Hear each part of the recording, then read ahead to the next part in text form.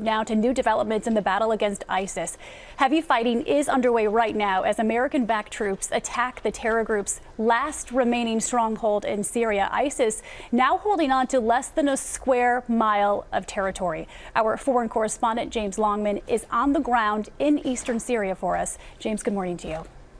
Good morning, Paula. We're watching smoke rising over Baghouz this morning after a night of intense bombardment. We can still hear intermittent gunfire. And during this lull in the fight, we can see ISIS fighters on their bikes and putting up flags. This morning, we even heard their battle cries. This fight is not over yet.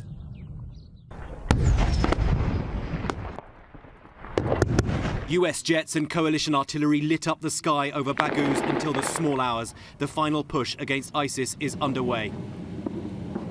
This is as close as anyone gets to the front line in Baghouz. We can't have too much light to avoid being targeted ourselves, but you can see artillery fire coming from all sides on that tiny town. This is hoped finally the end of the so-called Islamic State in Syria.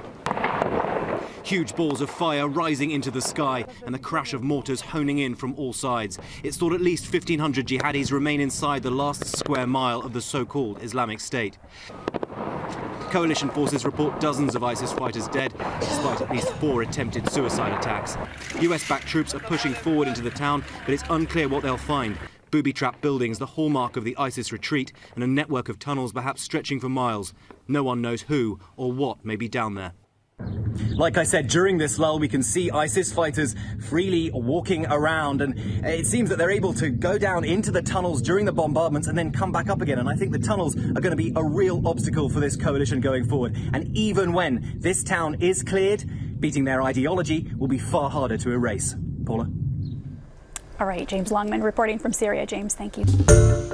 Hi, everyone. George Stephanopoulos here. Thanks for checking out the ABC News YouTube channel. If you'd like to get more videos, show highlights, and watch live event coverage, click on the right over here to subscribe to our channel. And don't forget to download the ABC News app for breaking news alerts. Thanks for watching.